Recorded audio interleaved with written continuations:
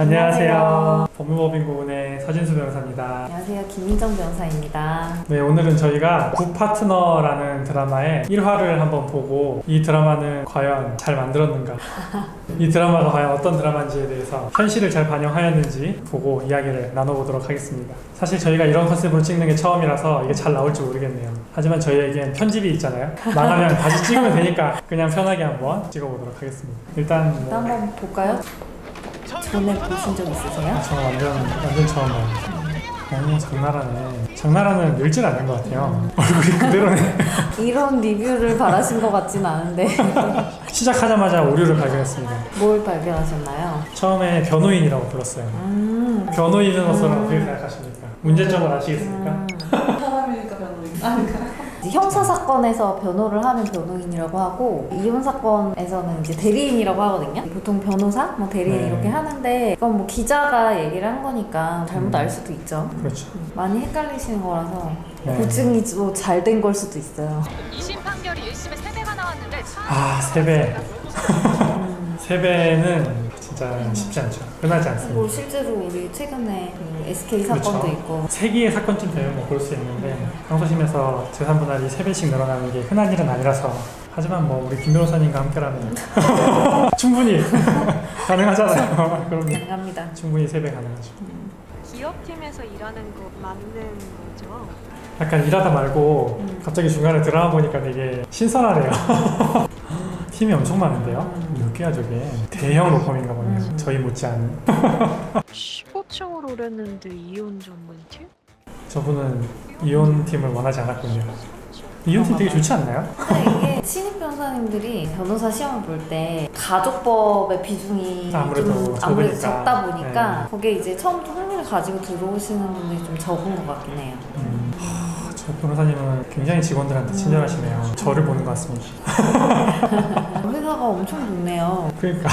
뒤에 저 계단 부러운데요. 차 변호사님 올라오신답니다.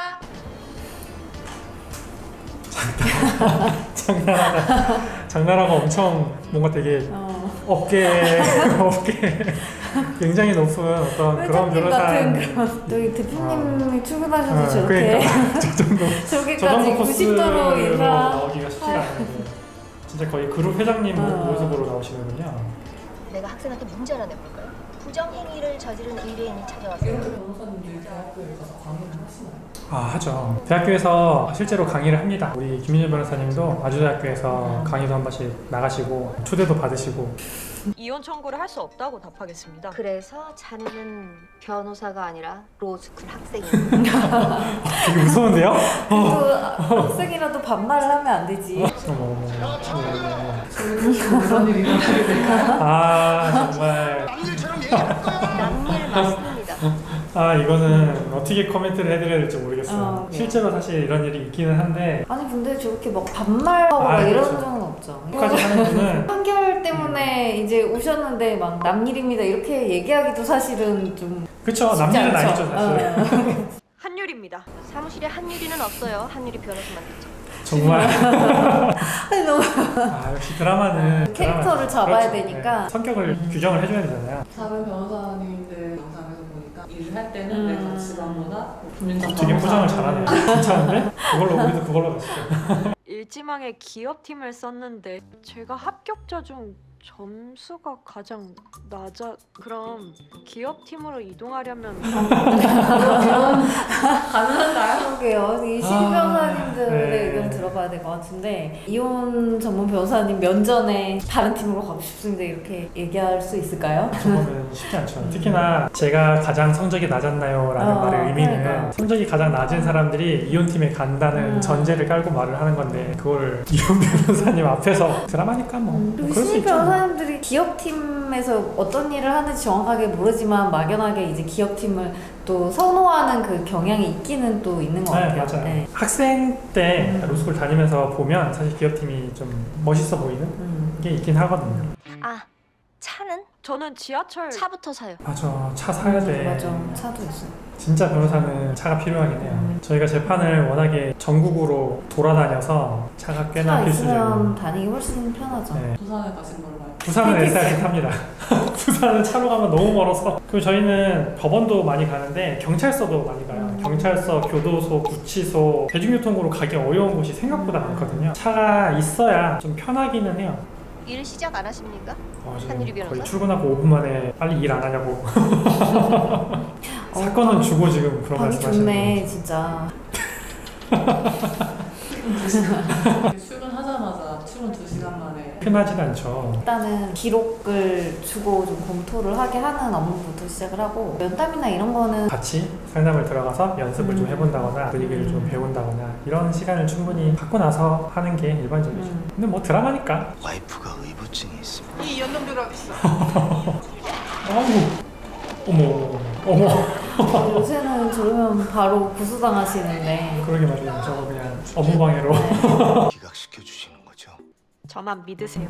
처음에 저렇게 얘기하면 안 되는데 저만 믿으세요? 저만 믿으세요. 처음부터 증거를 모두 제출하지 않는 경우가 많거든요. 소송이 진행되는 과정에서 의뢰인이 말하지 않았던 예상하지 못한 어떤 증거가 나올 수도 있고 사실 또 반전이 의뢰인이 다 되게 많아요. 특히 아는 게 이혼 아니라서 소송은. 상담하는 단계에서 너무 확답을 하는 거는 사실 굉장히 위험하거든요. 당분간 태워줄 테니까 빨리 차 사요.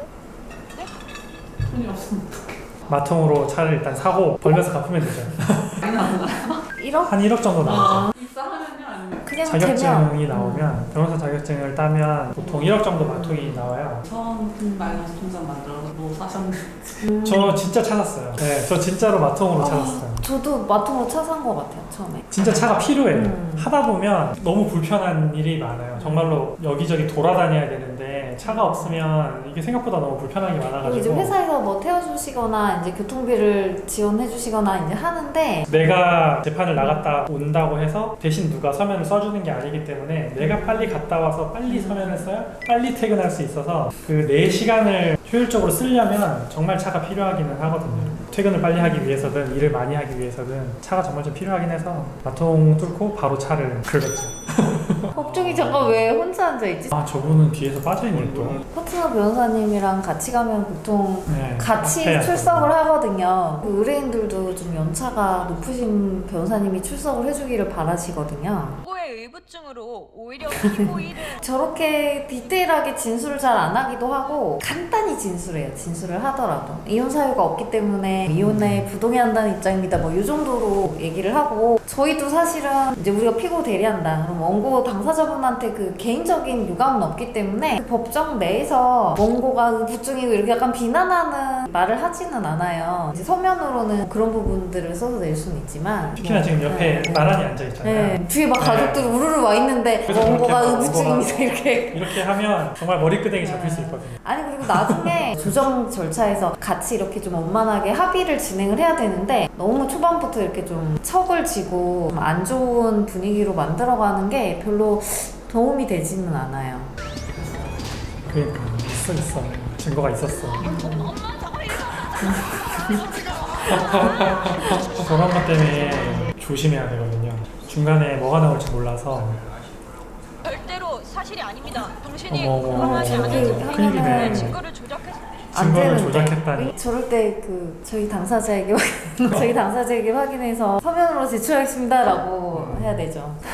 아까 한마디 한 거. 한마디 한 게 기억났어 지금.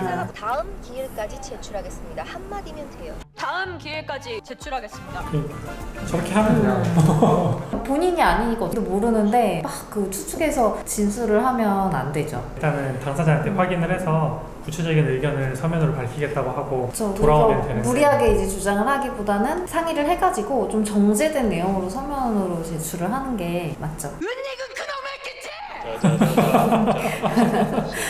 저러면 쫓겨나요.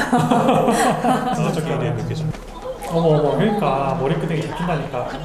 조심해야 돼. 첫 재판부터 멘탈 나가셨겠는데요? 운에 멘탈이 나가셨군요. 저 변호사년 어머. 분명히 박중식 새끼. 저 우부증 있는 거 아니에요? 맞는 거 같네. 저렇게 하시나요?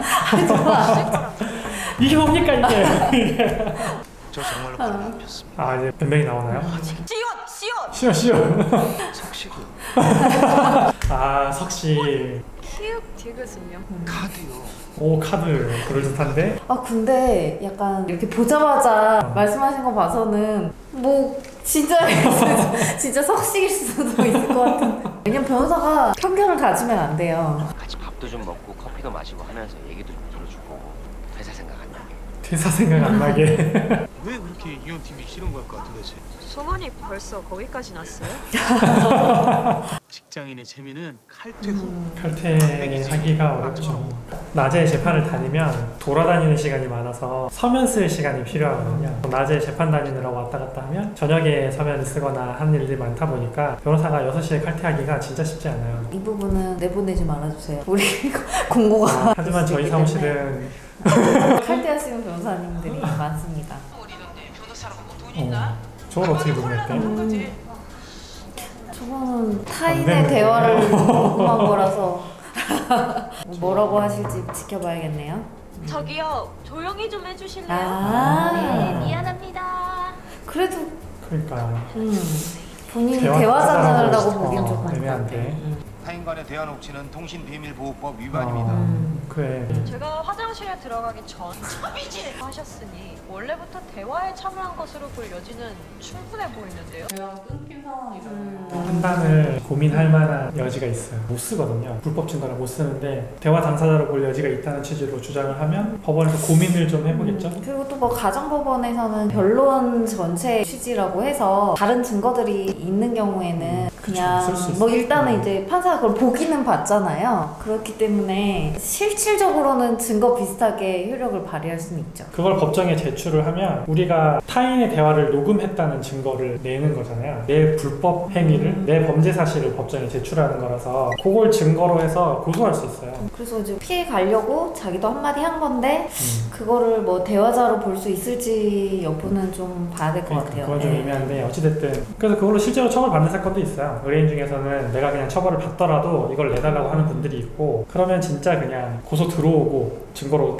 제출하고 그렇게 가는 사건도 있죠. 자녀를 자신의 심부름 센터처럼 이용하였습니다. 우리 민준이가 써서 냈다는 건가요? 가급적이면은 이제 자녀분들은 그 포함을 안 시키고 진행을 하는데 자녀분들이 오히려 더 적극적으로 어머니를 모시고 와가지고 꼭 이혼을 시켜드리고 싶다 뭐 이렇게 하시는 경우도 있거든요. 아들 박민준 씨에게 3천만 원을 지급했던 사실이 확인됐습니다. 장난감 사주면 시키는 대로 하는 어린애인가요? 아슬아슬합니다 지금. 용돈입니다. 그래도 대가 관계가 있어 보이는 것은 사실이라. 다음 길까지 그냥 저건 확인을 하고 확인해서 제출하겠습니다. 참고보고서 2천 걸려있더라. 굳이 사무실을 그러니까. 가는 길인데 따라가다니. 또 잡히다 또 잡. 근데 뭐 이혼하신다고 막 온 가족들이 저렇게 보러 오는 게 그렇게 그쵸. 좋은 인상을 주지는 않는데 그쵸? 흔하지도 아. 않고 사실 아무래도 감정적으로 자꾸 대응하게 되니까. 아들은 이혼을 원하겠다. 저쯤 되면 어떻게 이런 일은 없어요. 저렇게 당사자들이 모여서 싸우는 일은 흔치 않죠. 일단 잘 안 나와요. 그러니까 궁금해서 네, 뭐 오시는 매번 분들도 오시는 있고. 경우도 있고.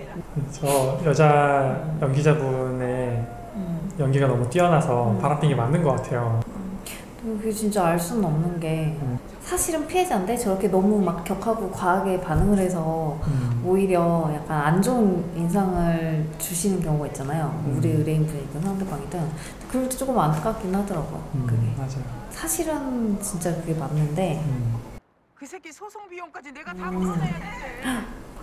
이게 나보다 또 선고일에는 또 변호사가 출석을 안 하거든요. 그냥 선고를 하고 판결문 보내줘요. 판결문을 보내줘요. 법정에서 선고할 때는 전체 내용을 다 읽어주고 네. 하는 게 아니거든요. 간략하게 읽어주는 거라서 선고는 한 10초? 20초 정도면 끝나요. 그래서 보통 이제 선고일 지정하면서 선고일에는 안 나오셔도 보내드립니다 이렇게 이제 판사님 얘기하세요. 변호사님 오셨습니까? 입사하고 첫 사건, 첫 순조하면 이렇게 좋은 데 가서 막 아 그럼요.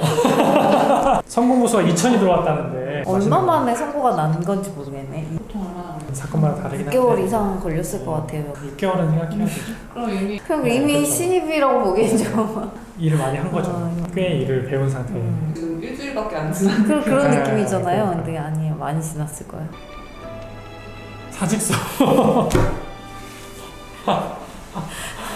이 드라마네. 드라마 맞네요. 그리고 이게 동시에 여러 사건들이 진행이 되기 때문에 이 막 한 건 끝나고 다음 건 시작하고 한 건 끝나고 다음 건 시작 이러지 않거든요. 이미 막 몇십 개가 같이 진행되고 있을 거라서. 심신 안정실이라고. 이게 뭐야? 심신을 안정시키는데 마이 아이. 저런 방법으로 오. 엉망진창이네 아주. 이렇게 일회가 끝나는군요. 재밌는데요? 잘 만들었네. 화장실에서 녹음하고 통비법 얘기 나오는 거는 진짜 드라마에서 그걸 짚어서 이렇게 쓰기는 진짜 쉽지 않을 텐데 잘 쓰신 것 같아요. 저는 생각하시기에 실제 이런 사건이 아. 극적인가요? 그쵸. 실제 이런 사건 중에서 이거보다 훨씬 더 극적인 사건들이 많죠. 많죠. 많은데 드라마로 내보내기에는 조금 약간 15세로 나오기가 좀 어려워가지고 29금, 많죠. 뭐 39금 막 이런 거 있어요. 저희 웹툰도 있잖아요. 웹툰도 순한 쪽으로 각색을 많이 하거든요. 그러니까 실제로는 훨씬 매운맛인데 웹툰은 순한 맛으로 내보내는 거죠. 아침 드라마 같은 거 보셔도 놀랍진 않죠. 전혀 재미가 없어요. 현실이 훨씬 자극적이라서 드라마를 보고 놀랄 일이 잘 없죠. 자, 오늘은 이렇게 굿파트너 1화를 보았는데요. 이거 생각보다 되게 잘 만들었네요. 고증이 좀 잘 된 정말 것 좀 같아요. 상당히 잘 만들어진 드라마다라는 생각이 좀 드는데 또 오늘 영상 올려보고 반응 좋으면 뭐 2화, 3화도 한번 준비를 해보도록 하고 오늘은 그럼 여기서 마무리하도록 하겠습니다. 네. 자, 그럼 여러분 안녕. 감사합니다.